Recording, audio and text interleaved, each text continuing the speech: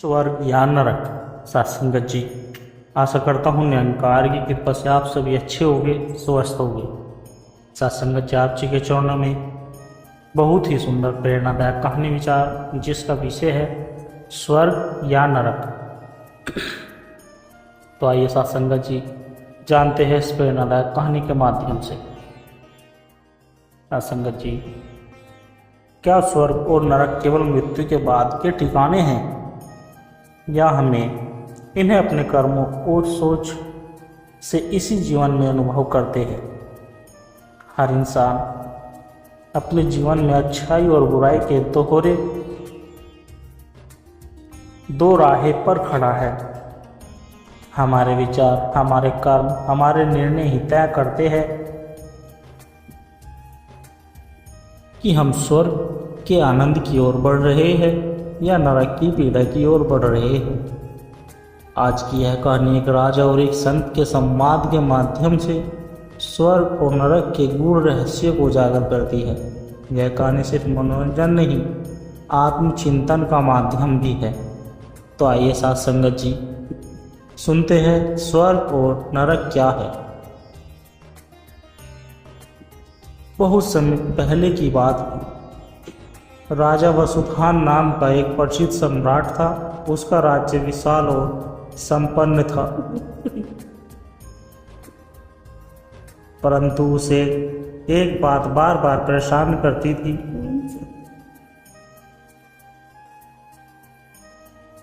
कि मृत्यु के बाद क्या होता है। स्वर्ग और नरक जैसी बातें कितनी सच्ची हैं। एक दिन राजा ने अपने दरबार में घोषणा करवाई कि जो भी मुझे स्वर्ग और नरक का रहस्य समझा सकेगा, मैं उसे अपना राजगुरु बना दूंगा। सैकड़ों ज्ञानी आए, पर कोई भी राजा के संदेह को दूर नहीं कर सका। एक दिन एक वृद्ध संत आया। उन्होंने राजा से कहा, राजन, स्वर्ग और नरक कोई जगह नहीं, ये एक अवस्था है। मैं आपको अनुभव करवा सकता हूँ, लेकिन उसके लिए आपको मेरे साथ एक यात्रा करनी होगी। राजा तैयार हो गया। दोनों जंगलों और गांवों में होते हुए कुटिया में पहुंचे। वहां संत ने राजा से कहा, आप यहाँ मेरे साथ 7 दिन रहेंगे, बिना राजा वाली पहचान के। राजा राजी हो गया। 7 दिनों में संत ने राजा से कठिन परिश्रम करवाया। लकड़ियाँ कटवाई, भोजन बनवाना, झाड़ू लगाना। राजा को अपमान सा भी सहना पड़ा, क्योंकि गांव वाले उसे सिर्फ एक सेवक समझते थे। राजा का अहंकार टूटने लगा। उसका मन बेचैन हो उठा। उसने संत से पूछा, क्या यही नरक है? संत ने मुस्कुराकर कहा, नहीं राजन, यह सिर्फ आपके भीतर के नरक की झलक है। जब मन अहंकार से भरा हो और आत्मा सेवा से दूर हो, तब मनुष्य नरक में जीता है। संत ने फिर कहा, अब मैं तुम्हें स्वर्ग दिखाऊंगा। अगले 7 दिन उन्होंने राजा को सेवा में लगाया। बीमारों की सेवा की, भूखों को भोजन खिलाया, बच्चों को ज्ञान। धीरे धीरे राजा का मन निर्मल होने लगा। वह प्रसन्न था, हल्का महसूस कर रहा था। राजा बोला, मुझे आनंद मिल रहा है, जैसे मैं किसी स्वर्ग में हूँ। संत बोले, यही स्वर्ग है राजन। जब मन सेवा, प्रेम और संतोष से भरा हो, वही स्वर्ग है। राजा की सोच पूरी तरह बदल चुकी थी। उसने संत से कहा, मैं समझ गया कि स्वर्ग या नरक कोई भौतिक स्थान नहीं, बल्कि हमारी चेतना की स्थिति है। संत मुस्कुराए और बोले, बिल्कुल, तुम क्रोध, ईर्ष्या, मोह में जीते हो तो नरक में हो। जब तुम करुणा, सेवा, भक्ति में जीते हो तो स्वर्ग में हो। राजा ने वापस महल लौटकर अपनी जीवन शैली बदल ली। अब वह प्रजा की सेवा करता, गरीबों के लिए स्कूल और अस्पताल बनवाया उसने एक नियम बना दिया, हर मंत्री को, दरबारी को हर सप्ताह एक दिन सेवा करनी होगी। पूरा राज्य अब स्वर्ग की तरह दिखने लगा।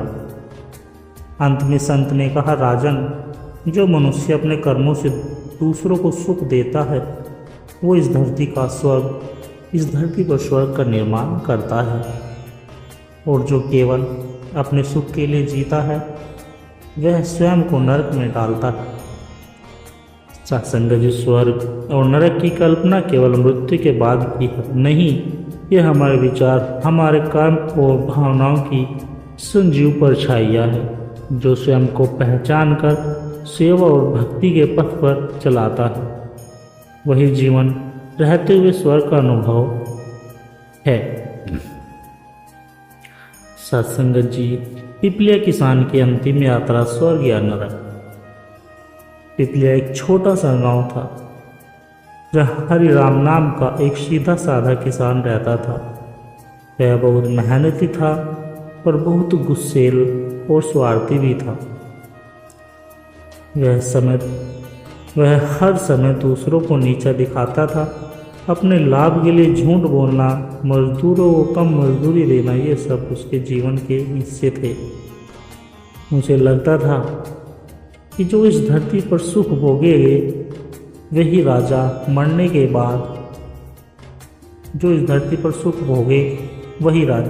बाद कुछ नहीं। एक दिन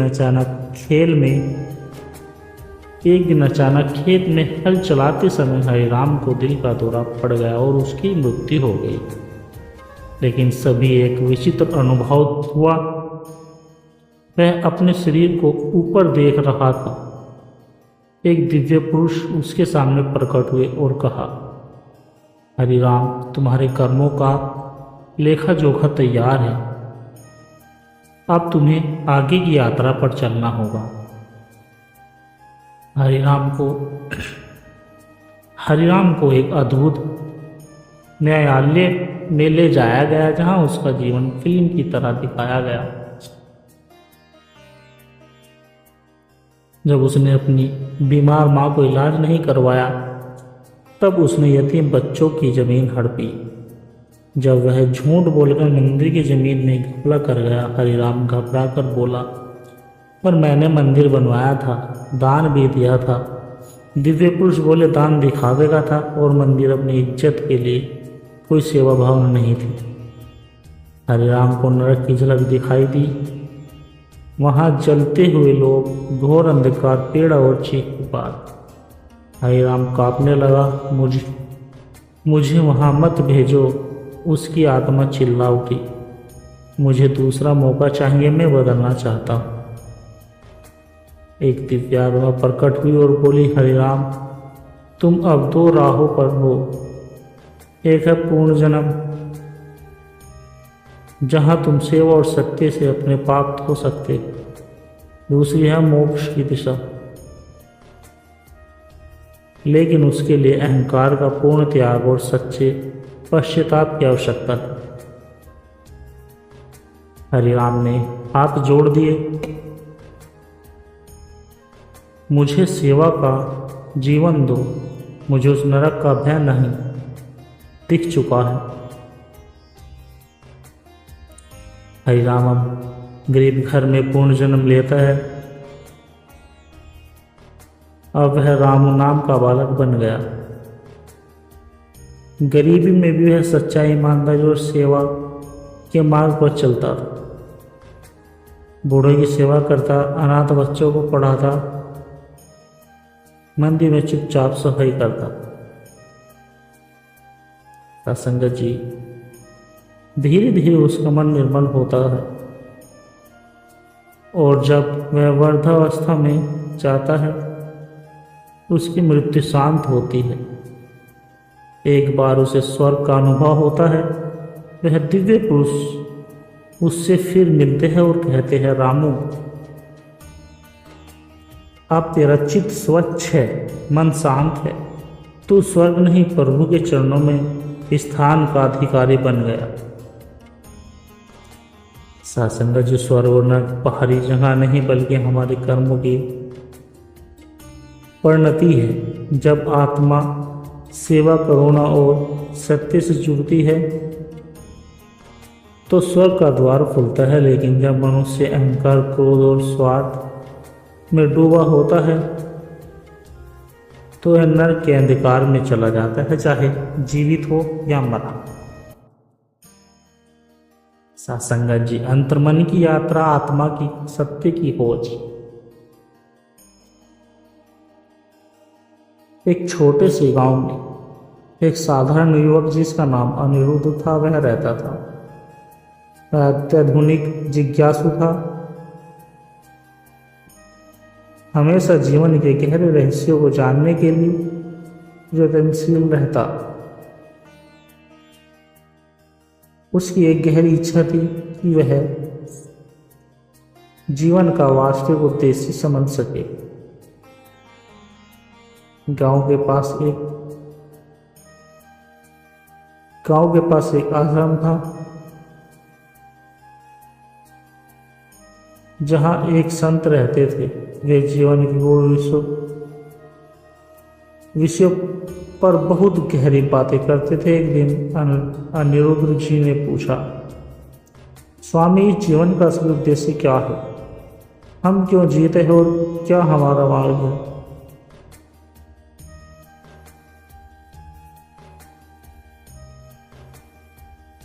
संत ने उसे देखकर मुस्कुराते हुए, प्यारे अनिरुद्ध, संत ने उसे देखकर मुस्कुराते हुए कहा, प्यारे अनिरुद्ध, तुम सत्य की खोज में हो और यह यात्रा आसान नहीं, परंतु अगर तुम सच्चे दिल से मुझे अनुसरण करोगे तो तुम्हें उत्तर मिल जाएगा। संत ने अनिरुद्ध को ध्यान और साधना की विधि सिखाई और कहा, अपनी आंखें बंद करो, भीतर देखो और अपने मन की आवाज़ सुनो। तुम्हारी आत्मा तुम्हारे भीतर ही है। अनिरुद्ध ने ध्यान करना शुरू किया, लेकिन पहले कुछ दिन वह मन की उथल पुथल में जूझता रहा। उसके विचार उसे बार बार भटकाते थे, लेकिन एक दिन जब उसने अपने मन को शांत कर लिया और आत्मा के भीतर उसने महसूस किया कि यह शरीर केवल शरीर नहीं बल्कि एक असीमित चेतना का हिस्सा है। वह शरीर से परे अनंत ब्रह्म के साथ जुड़ सकता है।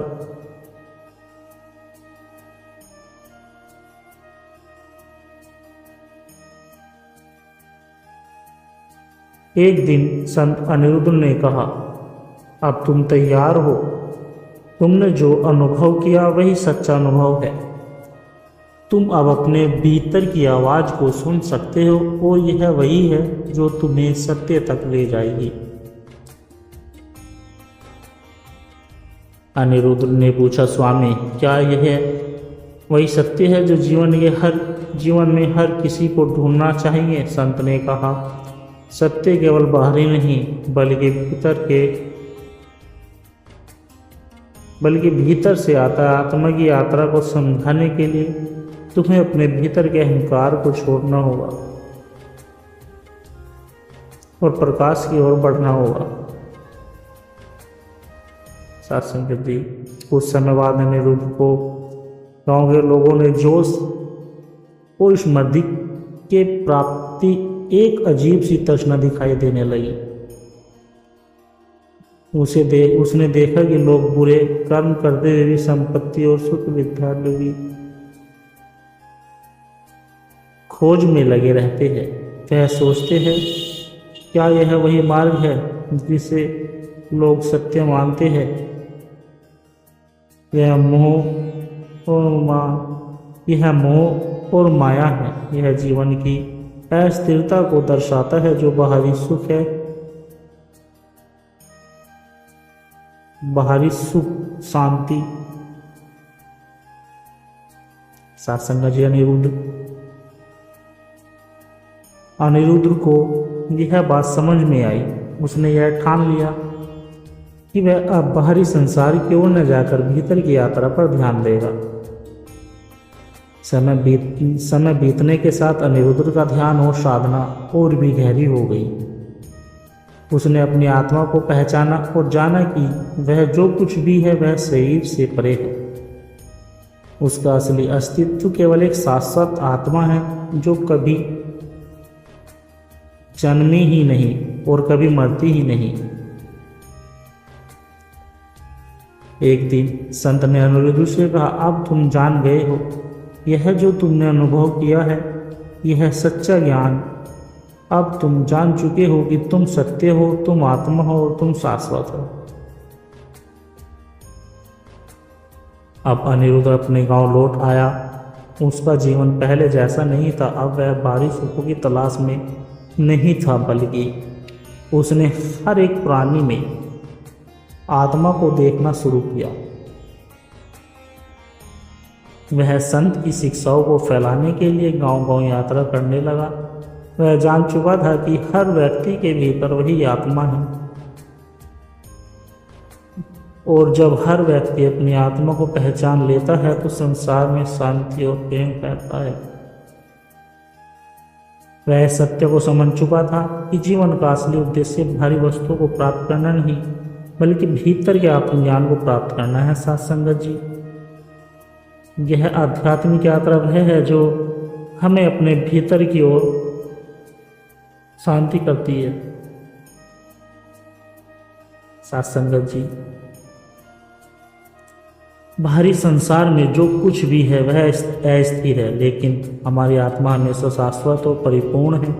जब हम अपने भीतर के सत्य को पहचानते हैं तो हम न केवल अपने जीवन को बदलते हैं बल्कि संसार को भी प्रेम और शांति से भर सकते हैं।